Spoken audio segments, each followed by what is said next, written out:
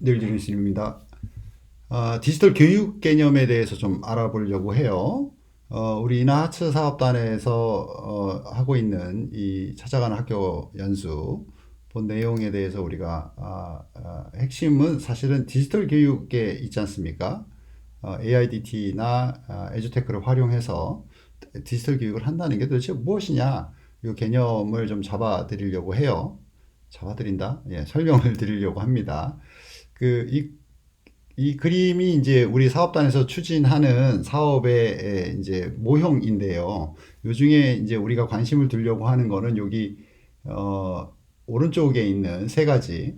탐구와 표현의 매체, 그다음에 연결과 협업의 수단, 영감과 혁신의 원천으로서 테크놀로지를 보는 것. 그러니까 디지털 테크놀로지를 어떻게 보느냐, 그러니까 어떤 것이 교육적으로 합당하냐 또는 정당하냐 이 지점인 거거든요.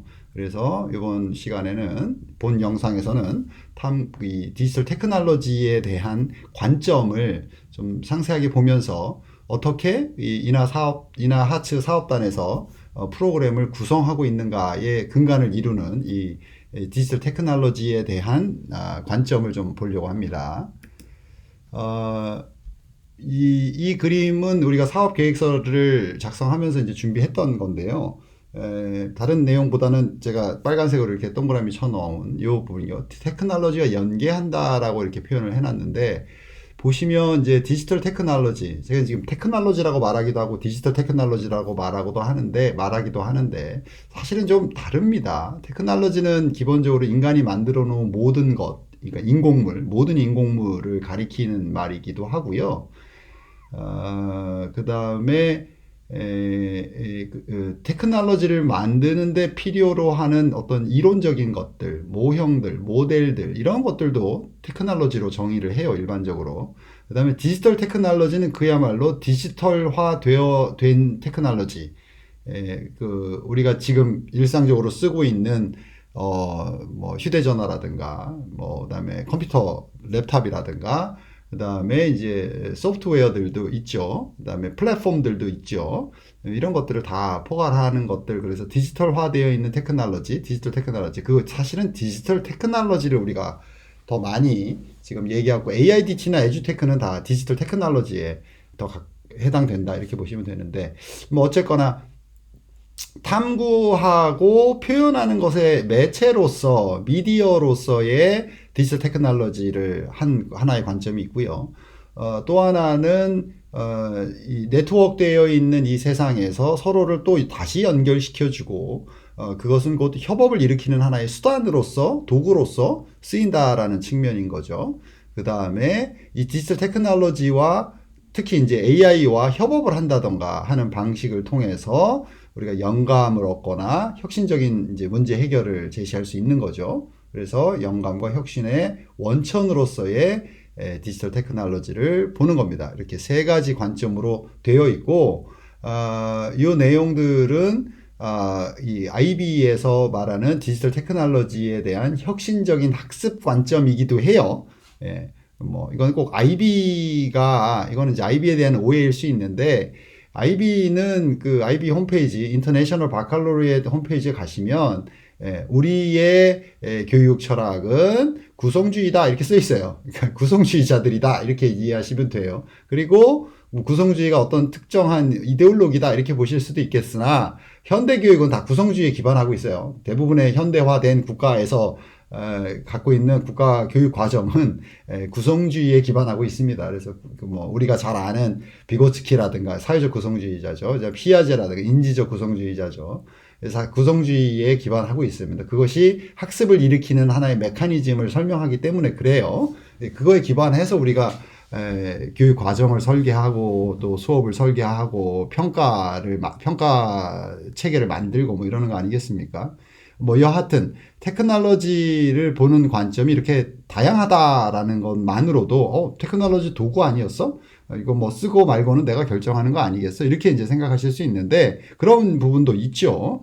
근데 반면에 디지털 테크놀로지는 우리의 교육 환경이에요. 그래서 세상이 바뀌었다 이 말이라고 그랬어요. 그러니까 디지털 트랜스포메이션 설명하면서 뭐 여하튼 그 디지털 테크놀로지라고 하는 새로운 환경에 인류가 지금 살고 있는 거고요. 디지털 테크놀로지로 되어 있는 이 환경에서 좋은 교육은 어떤 교육이냐? 다시 말해서 구성주의의 교육적 가치를 어떻게 구현해내느냐? 이 문제인 거예요. 그러다 보니 디지털 테크놀로지를 수단으로만 보는 것 또는 도구로만 보는 것이 아니라 매체로서도 보고 어떤 우리의 새로운 영감을 일으키는 원천으로도 보는 거예요. 매우 포괄적이면서도 구체적인 디지털 테크놀로지에 대한 접근이다. 이렇게 설명할 수 있을 것 같아요. 이 본 그림에서 보는 다른 내용들은 AIDT를 다루는 영상에서 자세히 다룰 겁니다. 또는 또 개념 기반이나 탐구 기반, 근거 기반 요것에 대한 설명도 별도의 영상을 준비했습니다. 자, 이거 보죠. 그러니까 세 가지 범주 또는 관점 이렇게 얘기할 수 있는데요. IB 교육은 테크놀로지를 단순한 도구가 아니라 교육을 변화시키는 촉매제로 전제한다. 그죠? 그 다음에 IB 학교에서는 학습을 강화하고 커리큘럼의 테크놀로지를 통합한다. 예. 그 다음에 창의성을 키우며 세계 시민 의식을 개발하기 위해서 다음과 같이 세 가지 관점 또는 범주로 이해한다. 그래서 첫 번째가 탐구와 표현의 매체로서의 테크놀로지. 그러니까 학습자가 질문하고 탐구하고 이해하는 데 있어서 필요한 이런 과정들을 구성시키는 매체로 본다라는 거예요. 그래서 그러면 우리 아이들이 어떻게 하면 자발적으로 매우 비판적인 질문을 할 수 있겠는가? 질문을 할 수 있는 능력을 기르는 것을 위한 테크놀로지는 어떤 것들이 있는가? 이런 고민을 하게 되겠죠. 어떻게 하면 아이들이 자기가 만들어 놓은 어떤 그 주어진 과제에 대해서 또는 주제에 대해서 깊이 있게 탐구할 수 있게 할 수 있는가? 이런 관점에서 테크놀로지를 본다라는 거예요. 그 다음에 두 번째는 연결과 협업입니다. 글로벌 인식과 문화 간 이해를 위해서 학생, 교사, 학부모가 공동체 의식 및 소속감 조성의 수단으로서 본다라는 거죠. 어떻게 하면 우리 이제 뭐 예를 들면 새로운 교육 정책이 나왔을 때 잘 이해하지 못하는 또는 어려워하시는 우리 지역민들을 위해서 이분들이 이해를 돕기 위해서 테크놀로지를 어떻게 사용할 것인가? 이분들과 좀 원활한 소통을 하기 위해서 또는 협업해서 문제를 해결하기 위해서 어떻게 할 것인가? 또는 교사와 교사 간에 교과목이 다른 교사 간에 협업적인 또는 코티칭을 하기 위해서 우리는 테크놀로지를 어떻게 활용할 것인가? 이렇게 테크놀로지를 보는 거죠. 그래서 연결과 협업으로서 또 학생과 학생 간의 소통뿐만 아니라 학교를 떠난, 그러니까 뭐, 가정에서의 학생들, 지역사회에서 학생들의 삶도 역시 교육에 큰 영향을 미치기도 하고, 교육 현장이기도 하지 않습니까? 그러면 그런 삶에서 학교를 떠난 현장에서 어떻게 네트워크를 형성시켜서 지속적인 학습이 가능하게 할 것인가? 이런 고민에 대한 해답들을 테크놀로지를 통해서 찾는다. 이렇게 이해하시면 되겠습니다. 세 번째 범주 또는 관점은요, 영감과 혁신의 원천으로서의 테크놀로지입니다. 사실은 지금의 현대 교육은 평생 학습을 위한 거예요. 학교 교육만으로는 이 다변하고 급변하는 세상에 살아갈 수 있는 충분한 역량을 기르기에 부족하기 때문에 그래서 우리가 범교과 또는 방과후 활동을 통해서 그런 사회적 교육으로서의 평생 학습자 교육을 하고 있는 거거든요. 그죠? 그 다음에 그런 평생 학습자로서 또는 사회 공헌자로서 사회의 구성원으로서 성장하도록 하는데 열정이 있고 관심을 갖게 하고 목표를 추구하게 하는, 그러니까 여기서 목표는 참 유의미한 것이 직업이 아니에요. 직업은 다양해질 수 있죠.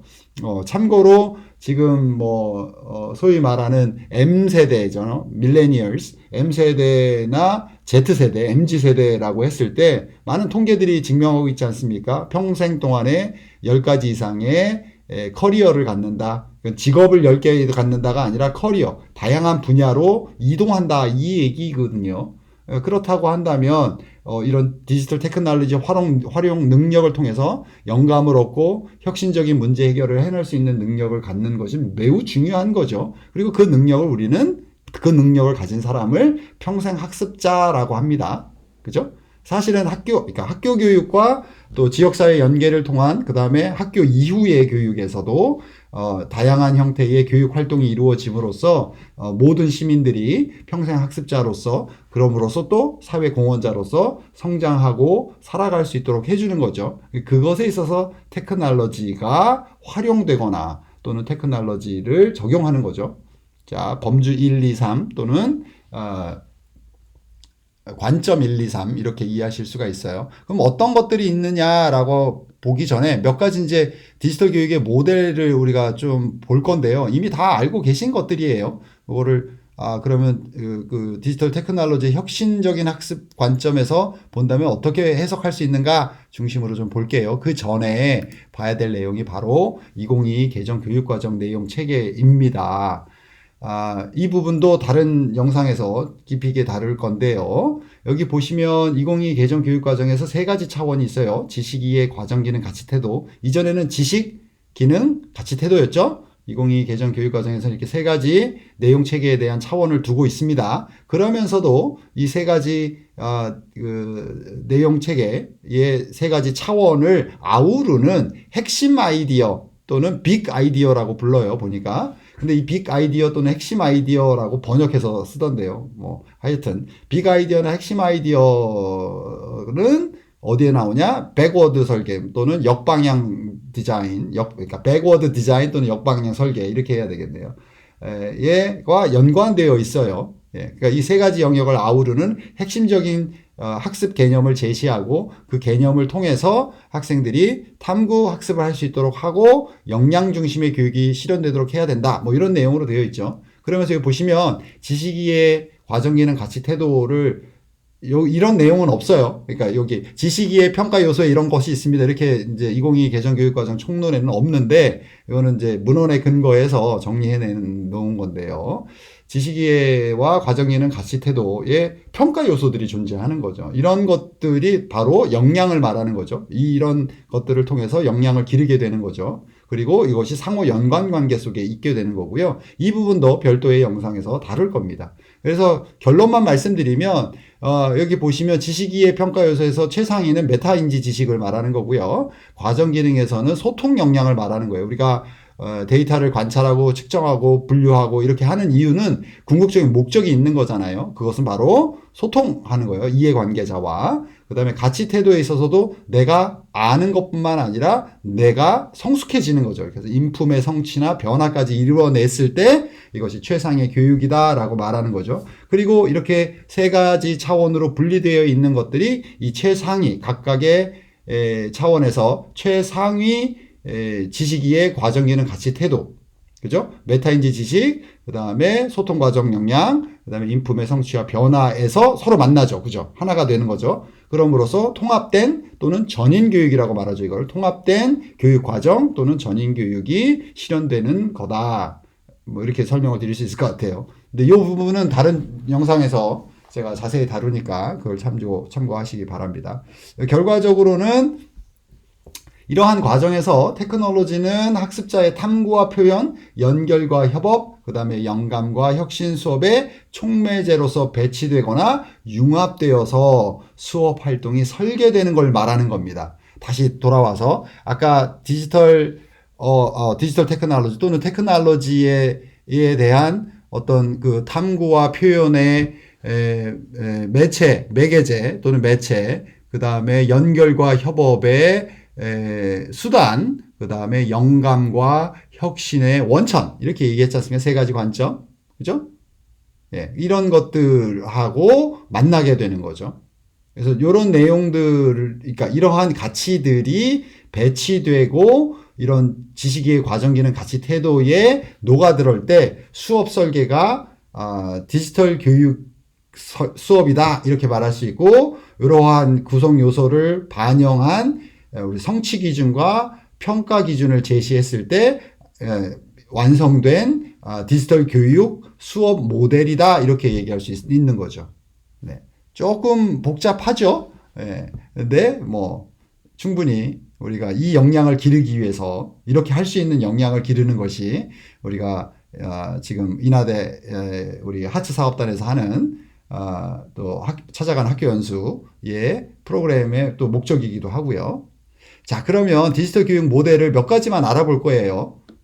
다 알고 있는 내용이시죠? 플립드 러닝이라고 많이 하죠. 또는 플립드 클래스룸이라고도 하는, 뒤집어진 거잖아요. 플립 뒤집어졌다. 거꾸로 교실이라고 이제 우리가 표현하기도 하고요. 그 다음에 컬래버레이션, 굉장히 중요한 거, 협업. 그죠? 21세기 교육에서, 학습에서 핵심 능력으로 보죠. 협업 온라인 플랫폼을 하나 있고요. 그 다음에 대화형 시뮬레이션, 그 다음에 가상 랩실 있고요. 그 다음에 적응형, 또는 여기서 퍼스널라이즈를 적응형으로 이제 번역을 하기도 하는데, 사실은 이제 맞춤형을 말하는 거예요. 그 개개인에게 딱 맞는 거. 커스터마이징이 아니고 퍼스널라이징이죠. 개인화 시키는 거니까 맞춤형에 해당이 되겠죠. 그래서 어쨌거나 번역은 적응형으로 하더라고요. 적응형 기술을 통한 개인화된 학습, 애답티브 테크놀로지, 그 다음에 디지털 포트폴리오나 성찰 블로그라고 이렇게 번역을 해놨는데, 디지털 포트폴리오, 그러니까 자기 스스로가 학습의 결과물들을 관리하고 학습의 성취물들을 관리해서 자기의 역량의 변화를 스스로 볼 수 있는, 그러니까 reflective blocks, 그러니까 자기가 공부한 결과물들 또는 그 과정에 대해서 성찰해 나가는 것, 이 두 가지가 이제 결합되어 있는 거죠. 디지털 포트폴리오와 리플렉티브 블록스가 있고요. 마지막으로는 글로벌 콜라보레이션이 through 비디오 컨퍼런스, 우리가 줌 많이 쓰지 않습니까? 그래서 화상회의를 통한 글로벌 협업, 이런 것들이 디지털 교육의 모델로 알려져 있습니다. 예, 다 아시는 내용이죠. 자, 근데 이제 본래 알고 있는 그 개념하고 맞는지 좀 점검을 좀 해보죠. 첫 번째 플립드 클래스룸에 대해서 보시면, 그러니까 디지털 테크놀로지를 우리가 어떻게 쓸 것이냐, 어떻게 융합시킬 것이냐, 이 말이에요. 그래서 플립드라고 하는 거는 디지털 테크놀로지 덕분에 사실은 플립드 클래스룸이 가능해요. 그러니까 교과서 중심의, 지식 중심의 교육에서는 학교에 와서야 교과서의 내용을 배우는 거잖아요. 물론 이제 뭐 예습해오는 학생들이 있긴 하지만, 그러나 그렇게 학교에 왔을 때 우리는 궁극적인 목적은 그 교과서에 있는 지식을 배우는 것이 목적이었죠. 근데 이 플립드 러닝이 되니까 학교에 와서 뭐하러 개개인들이 배울 수 있고 스스로 공부할 수 있잖아요. 디지털 테크놀로지를 통해서 그런 내용에 대해서 먼저 알려주고, 우리 학습 목표라든가 활동 내용이라든가 이런 걸 먼저 알려주고, 스스로 각자 학교 오기 전에 공부하게 하는 거예요. 그죠? 그리고 학교에 와서 자기가 공부한 것을 서로 나누는 거죠. 그렇게 나눌 때 그것이 진정한 지식의 구성이다, 또는 의미 있는 학습이다 라고 말하는 거죠. 그리고 그거를 플립드 러닝이라고 합니다. 거꾸로 교실 방식은 학습의 기술을 통합하는 데 매우 효과적이겠죠. 이를 통해서 학생들은 수업 전에 비디오, 예를 들면 비디오 강의를 시청하고 온라인 자료에 액세스, 접근할 수 있으므로 교사는 학교에서 시간을 함께 일하고 더 많이 상호작용해야 하는 활동, 그러니까 여기서는 이제 학생들과 더 상호작용을 더 많이 하는데 시간을 활용한다, 또는 학생과 학생끼리 더 소통할 수 있도록 도와준다, 이런 개념이에요. 이런 것 때문에 우리가 이제 교사의 정체성을 얘기할 때 facilitator, 촉진자를 얘기하는 거죠. 기존에 이제 교사의 정체성, 직업적 정체성과는 매우 다르죠. 그래서 이러한 거꾸로 학습을 통해서 학생들은 뭐가 좋은 거야? 자기 속도에 맞춰서 공부를 할 수 있어요. 시간 관리가 가능해지고, 어려운 개념이 있다면 조금 더 학습해 볼 수가 있고요. 다른 사람의 도움을 요청할 수 있어요. 온라인 상에서든 오프라인 상에서든 이렇게 진보된 수업에 참여하게 되고 문제 해결 중심으로 자기의 역량을 키워나가는 교육이 바로 이 거꾸로 학습입니다. 거꾸로 교실은 학습자가 자신의 교육을 책임지는 데 있어요. 그죠? 학습의 주체는 학습자다, 이게 그 구성주의가 말하는 슬로건이지 않습니까? 그러면 이 거꾸로 학습은 디지털 테크놀로지 통해서 실현 가능해진 거죠. 그러니까 학생들은 학습의 주체로서 제대로 설 수 있도록 해주는 거예요. 그러면 교육자는 각 학생에게 개인화된 지원을 하고, 학생과 학생 간의 소통, 학생과 교육자 간의 양질의 상호작용을 할 수 있도록 학교 수업이 설계되어야 되겠죠. 이해되시죠? 거꾸로 학습은 그러한 테크놀로지의 영향에 따라서 그 학습자의 주도성 또는 주체성을 올바로 세우는데 그 목적을 두고 있습니다. 물론 거꾸로 학습을 시도해 보신 선생님도 계실 텐데 잘 안 돼요. 왜냐하면 학생들이 예, 거꾸로 학습에 익숙하지 않죠. 공부 이렇게 하는 거 아니야. 그러니까 학생들 그 자세가 나는 그냥 강의에 들어가서 강의를 열심히 들어야지 라고 하는 자세를 갖고 있기 때문에 그러기도 해요. 그래서 디지털 트랜스포메이션 영상에서 설명했듯이 그 교육 대혁신 또는 이제 교육 개혁, 디지털 교육 개혁 영상에서 설명했듯이 디지털 교육은 이렇게 교육의 문화 전반을 바꾸는 것을 목적으로 합니다. 그리고 그 안에는 학습 주체들, 교사와 학생과 그 다음에 지역사회 또는 이제 학부모와 보호자의 종합적인 그리고 총체적인 변화를 추구합니다.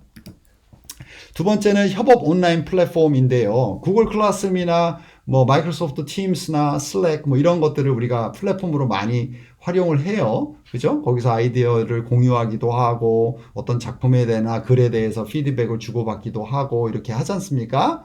예, 뭐 이런 플랫폼들을 활용하는데 여기서 핵심은 플랫폼을 활용한다가 아니라 플랫폼을 통해서 양질의 협업이 가능하다 이 얘기예요. 양질의 협업. 양질의 협업은 학습 공동체를 형성시켜요. 그죠? 아주 좋은 교육 환경이 되는 거죠. 그래서 이런 도구를 활용하면 우리 선생님들께서 학생들이 공동체 의식을 키우고 커뮤니티 의식을 키우고 자신의 학습에 대해서 또 보시죠. 책임지도록 하는 데에 동기부여를 하는 것이 목적입니다. 그래서 인터넷 플랫폼을 통해서 함께 작업하면서, 그러니까 함께 공부하면서 학생들이 미래의 직업에서 만날 수 있는 디지털 작업 환경에 대비하는 것도 된다라고 이렇게 설명이 되어 있죠.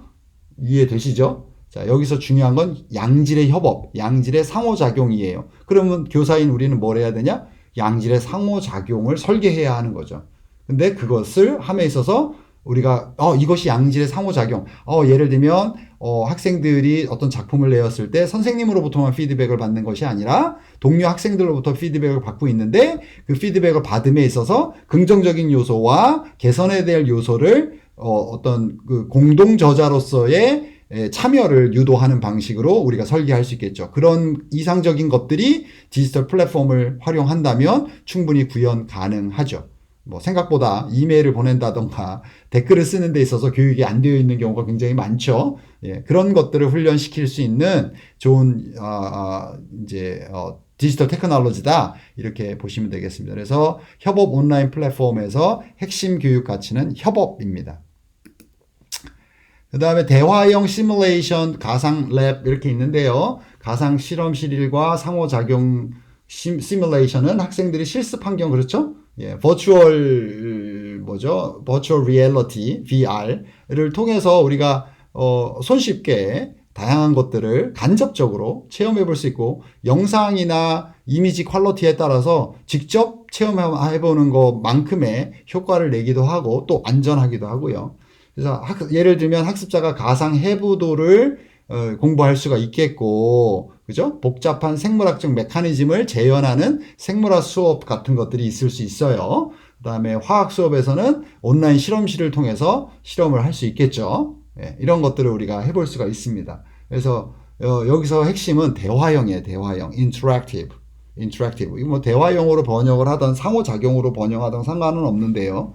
문제는 대화가 가능하다 이 얘기예요. 그죠? 그래서 학생들이 일방적으로 고정되어 있는 교과서 내의 지식을 자기의 취향이나 누군가의 대화 없이 온전히 자기가 읽고 이해해야 되는데 굉장히 어려운 문제 아니겠습니까? 그래서 물론 우리 선생님들이 있는 거지만, 그죠? 예, 근데 이런 테크놀로지, 시뮬레이션이나 가상랩에서 이런 것을 간접적인 체험한 것뿐만 아니라 다양한 예를 들면 클릭을 해본다든가 클릭을 해서 이제 그 내용들에 대해서 더 알아본다든가 영상뿐만 아니라 소리 그다음에 관련되어 있는 다른 자료들까지 이렇게 네트워크가 되어 있으니까 이렇게 자기주도 학습 역량을 길러가는 과정으로서 이 시뮬레이션이나 버추얼 리얼리티 뭐 이런 것들을 활용해 볼 수가 있을 거예요. 교사가 이러한 컴퓨터 기반 도구를 사용하면 어떻게 되겠습니까? 학생들이 학습에 매우 몰입하게 되겠죠. 몰입에 도움이 돼요. 복잡한 아이디어에 대한 이해력이 강화되겠죠. 특히 그 형식적 조작기 과정, 그러니까 추상적인 것들에 대해서 사고할 수 있는 능력이 매우 중요하지 않습니까? 대표적으로 우리가 이제 수포자 얘기 많이 하는데, 그다음에 뭐 과학을 포기한 친구들도 많고, 이게 사실은 일상에서 우리가 경험하지 못하는 추상화되어 있고 기호화되어 있는 언어들로 되어 있어서 인지 능력이 매우 높은 친구들, 타고나기를, 그런 친구들은 그런 부분에 대해서 조금 더 손쉽게 접근하는 경향이 있는데, 그렇지 못한 친구들은 그 부분이 굉장히 어려워요. 근데 그것을 개인의 능력의 문제다, 뭐 IQ 점수로 해가지고 나는 IQ 130이고 너는 IQ 뭐 100이다 이렇게 해서 차등을 둘 문제가 아니에요. 왜냐하면 이거는 학습 성향이나 스타일, 학습 성향의 차이이다는 거죠. 그래서 그런 친구들에게는 인지 능력이 떨어진다가 아니라 시각적인 이해 능력이 더 발달해 있기 때문에 그런 추상적인 개념들을 시각화시키는 것들이 그 추상적인 개념들을 이해하는데 매우 도움이 되는데, 그 테크놀로지가 이렇게 보편화되지 않을 때에는 굉장히 어려웠던 거죠. 그런 부분들이. 그죠? 그래서 디지털 테크놀로지를 얘기할 때, 또는 디지털 교육을 얘기할 때 항상 쫓아오는 단어가 디지털 데모크래시예요. 디지털 민주주의. 예, 뭐 한번 관심 있는 분들은 더 찾아보시기를 권장합니다. 자, 네 번째는 적응형 또는 맞춤형 기술을 통한 개인화된 학습이에요. 개인화된 학습. 아까 제가 설명을 잘못했군요. 아까 personalize를 얘기를 하면서 이제 맞춤형을 얘기를 했던 건데, 여기 adaptive technology가 적응형으로 되어 있어요. 예, 근데 맞춤형에 가깝다. 왜냐하면 개인화된 학습이 되니까 제가 잘못 설명을 했군요. 예, 수정합니다. 자, 적응형 학습 기술은, 테크놀로지는 인공지능 알고리즘을 사용해서 각 학생의 개별 요구사항과 능력에 맞게 교육을 맞춤화한다. 그렇겠죠? 그래서 이 기술은, 어댑티브 테크놀로지는 학생의 수행 방식을 지속적으로 평가하고 필요에 따라서 가르치는 내용과 가르치는 속도를 모두 수정한다. 그래서 여기서 핵심은 그 개인이 갖고 있는 학습 성향이나 속도가 다 다르다라는 것에 있어요. 그것에 대한 최적화되어 있는 교육 환경을 제공한다라는 것이 핵심인 거죠. 그죠?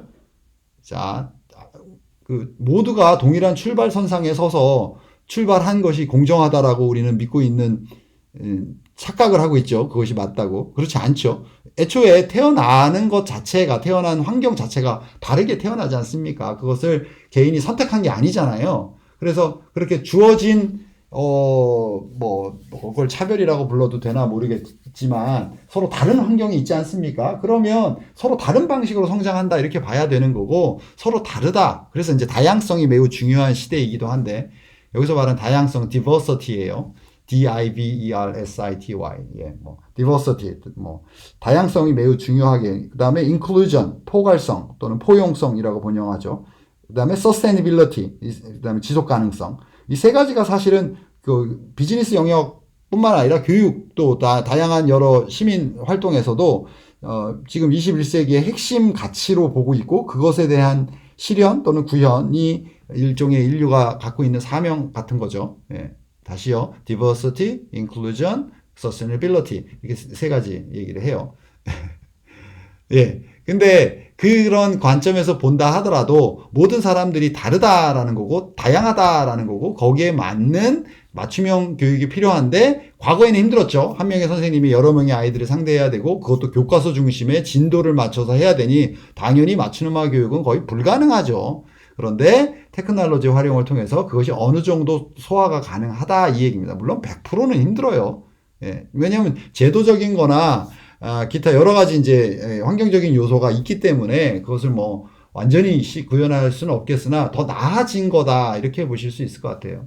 그래서 적응형 기술을 통합하면 각 학생이 최적의 발달을 위해서 적절한 지원과 도전을 받을 수 있다 이 얘기죠. 적응형 기술은 개인화된 학습을 가능하게 하며, 이는 일반적으로 서로 다른 배경을 가지고 있고 다양한 학습 방식을 가지고 있기 때문에 학생에게 유용하다 이 얘기예요. 그죠? 테크놀로지의 활용은 개별 학생이 그들이 갖고 있는 개성, 그 다음에 그들이 처한 환경, 그 다음에 그들이 갖고 있는 학습 방식을 충분히 고려할 수 있고, 거기에 맞는 맞춤형 교육이 가능하도록 한다라는 것에 이 디지털 테크놀로지가 갖는 디지털 교육의 이제 힘 또는 유익성, 이런 것들이 있다라고 보는 거죠. 그래서 테크놀로지를 뭐 수업 시간에 뭐 예를 들면 코딩 할 때 많이 쓰잖아요. 코딩을 열심히 막 배웠는데 사실은 코딩을 배우는 그 방식이 개별 학생이 갖고 있는 그런 개성이나 특성, 어떤 환경 이런 것들을 제대로 반영한 교수법으로 접근하지 않았다면 코딩이라고 하는 디지털 테크놀로지를 그 수업에서 활용했다 하더라도 그것은 디지털 교육이다 라거나 또는 디지털 혁신 교육이다라고 보기는 어려운 거죠. 자, 디지털 포트폴리오 성찰 블로그. 지금까지 지금 뭐 네 가지를 보고 있는 다섯 번째 모델을 유형을 보고 있는데요. 일관되게 나오는 게 있잖아요. 결론은 학생들이 스스로 학습의 주도성을 가지고 결과물을 만들어내고 그 과정에서 역량을 기르는 거죠. 근데 그런 것들의 어떤 핵심적인 것이 이런 거예요. 디지털 포트폴리오. 그러니까 학생들이 학업 진도를 기록하고 그 성과를 보여주고 자기 성찰에 참여하는데 효과적이겠죠. 근데 이런 일련의 과정들이 자기주도 학습이다라고 말하는 거잖아요. 그죠? 네. 학생들이 디지털 포트폴리오를 만든다라고 하는 것, 그 다음에 에세이나 다양한 프로젝트, 멀티미디어 요소 같은 다른 작품들을 막 또 모으기도 해요. 그런 기회들을 갖는 거죠. 그러면서 자기주도 학습 역량을 지속적으로 발전시키는 거고, 더 나아가서는 성찰 블로그를 쓰는데 학생들이 학습 여정을 좀 더 깊이 있게 생각해보고 성찰해보고 자기 미래도 계획해보고 시간이 지남에 따라서 어떻게 향상되는지 관찰할 수 있는 하나의 플랫폼이 되는 거죠. 이거는 또 평생 학습과 일관됩니다. 그래서 평생 학습에 필요한 매우 중요한 자기 인식 능력의 성장을 지원할 수가 있겠죠. 이해되시죠? 자, 여기서 교육적 가치를 어떻게 구현해낼 것인가, 그리고 그 교육적 가치의 구현의 핵심, 증거는 뭐냐? 학생들의 성장이죠. 네, 학생들의 성장에 있습니다. 그 성장을 위해서 우리가 이런 다양한 디지털 테크놀로지를 활용하거나, 융합하거나, 통합시키거나, 또 디지털 테크놀로지 자체를 개발하기도 하고요. 그 다음에 디지털 테크놀로지의 어떤 다양한 유행이나 흐름에 대한 비판적 참여도 하는 것입니다. 자, 이제 마지막인데요. 이 줌 컨퍼런스, 그러니까 줌 회의 이런 거 많이 하지, 영상으로 그렇습니다. 21세기 교육은 국제적인 관점으로 생각하고, 그러니까 이 줌으로 우리가 온라인 컨퍼런스라든가 줌 미팅을 한다거나 수업도 그렇게 하죠. 예, 하는 것 자체뿐만 아니라, 그러니까 그것을 통해서 매우 참여적인 교육이 가능하다라는 것뿐만 아니라, 이 네트워크가 있는 세상에서, 지리적인, 시간적인 한계를 너무 넘어설 수 있다라는 데 큰 의의가 있는 거죠. 그래서 국제적인 관점으로 생각하고 다양한 관점을 인정하고 가치 있게 여기는 것의 중요성에 초점을 맞춘다. 이렇게 되어 있지 않습니까?